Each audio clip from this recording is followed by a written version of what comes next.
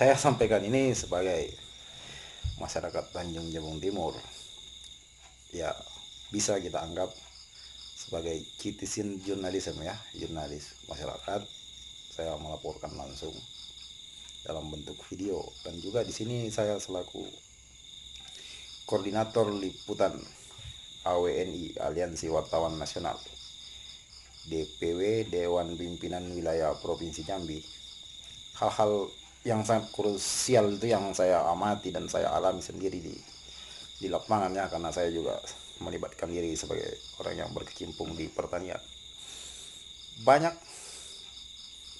hal-hal yang sangat ketergantungan dari pertanian ini, sangat ketergantungan kepada beberapa transportasi yang menggunakan BBM. Namun transportasi itu tentu tidak dapat kita bawa atau tidak dapat mengakses ke tempat pengisian atau pembelian BBM resmi ya, karena saya soroti BBM dulu. Di Tanjung Jabung Timur ini hanya ada dua ya, baru ada dua SPBU yang beroperasi untuk memenuhi beberapa kecamatan. Saya lupa jumlah kecamatan, lebih dari 10 kecamatan di sini. Untuk posisi SPBU itu sendiri di kabupaten kota satu, dan satunya di masuk Mendahara ya, itu di berbatasan ke Muaro Jambi Seketi, begitu juga ke Tanjung Jabung Barat, Kuala Tungkal. Jadi itu yang saya soroti, itu kenapa selama ini tidak difasilitasi kita sebagai masyarakat yang ketergantungan akan beberapa alat transportasi untuk menggunakan BBM itu, kita tidak difasilitasi dengan kebijakan atau pengambilan regulasi mengatur ketersediaan BBM yang mencukupi, dalam artian mudah untuk didapat dengan harga juga yang terjangkau. Tentu untuk peningkatan ekonomi ya, menuju kepada kesejahteraan bersama, merata dan adil. Misalnya saya pengguna transportasi angkutan air, itu kan tidak mungkin dibawa ke SPBU. Begitu juga dengan kapal-kapal nelayan dan mesin-mesin pendukung pertanian semacam traktor dan lain-lain. Maka kita butuh BBM, dan kejadian kita tetap bisa dapatkan BBM selama ini, namun banyak permasalahan di situ. Mulai dari BBM yang beredar, itu bisa kita katakan beredar dengan cara tidak resmi. Ada kios-kios yang menjual minyak. Kita bukan permasalahkan kiosnya, karena kita sangat butuh itu. Namun penyuplaiannya itu ada banyak penyelewengan. Kita tidak tahu itu dari mana sistem penyuplaiannya.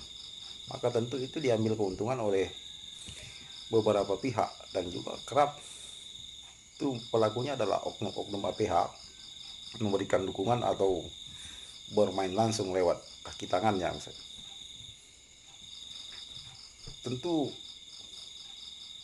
ini semacam hal yang tidak terlalu dipedulikan, namun ini sangat krusial sekali karena nelayan butuh BBM.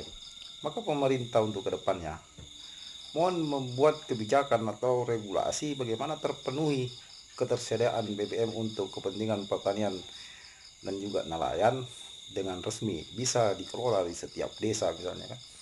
Kita bicara kecamatan Sadu nih, Panjang itu jauh sekali untuk mengakses pom bensin.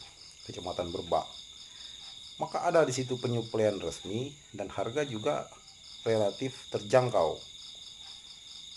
Dapat kita beli, ketersediaan bagus, kualitas juga murni dari Pertamina. Nah itu yang kami harapkan untuk mendapat perhatian khusus. Selama ini belum pernah diatur itu.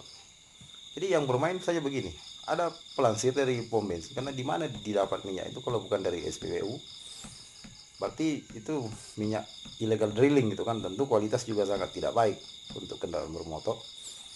Maka kita pilih minyak-minyak kualitas baik ya dari SPBU juga keluarnya. Maka ada permainan di situ, semacam pertalik misalnya kan, melansir menggunakan motor, kemudian diedarkan ke kios-kios. Kita sangat terbantu dengan itu. Namun ada APH-APH yang mengambil keuntungan sepihak, misalnya setiap pelansir ditargetkan dengan bayaran misalnya kan, berapa setorannya, itu silakan lakukan investigasi. Saya hanya sampaikan di situ ada hal-hal seperti itu.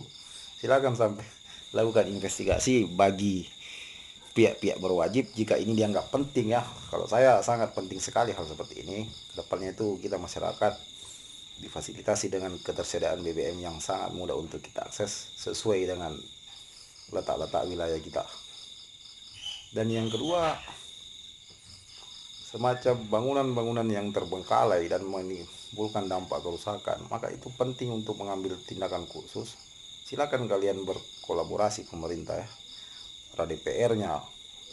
Bagaimana DPR mendatangi dapil-dapilnya, temui kepala desa apa yang penting untuk didesak dalam pengambil kebijakan, mungkin dibuat perdanya atau semacam regulasi yang dapat ditempuh untuk menyelesaikan. Karena di ujung Jabung kan ada pelabuhan yang terbengkalai yang kita tidak tahu kapan bisa selesai pembangunan itu, tapi jangan sampai menimbulkan dampak kerusakan seperti semacam-macam tanggul. Itu mohon untuk diperhatikan.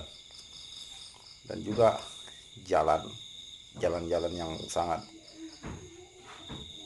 menggantungkan kehidupan angkutan petani itu mudah-mudahan ke depannya lebih baik lagi dari sekarang. Oke, itu yang kita sampaikan, semacam aspirasi yang kita harapkan kepada pemimpin.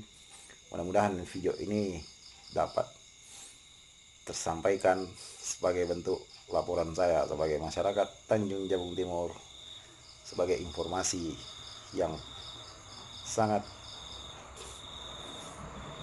kami butuhkan. Ini informasi yang kami buat sebagaimana ini hal-hal yang sangat kita butuhkan sebenarnya, namun saya tidak ada melihat ada keseriusan atau tindakan dari pemerintah untuk melibatkan kita sebagai masyarakat mencari solusi. Oke, bersama saya, salam sahabat tani, salam citizen journalism, AWNI Dewan Pimpinan Wilayah Provinsi Jambi.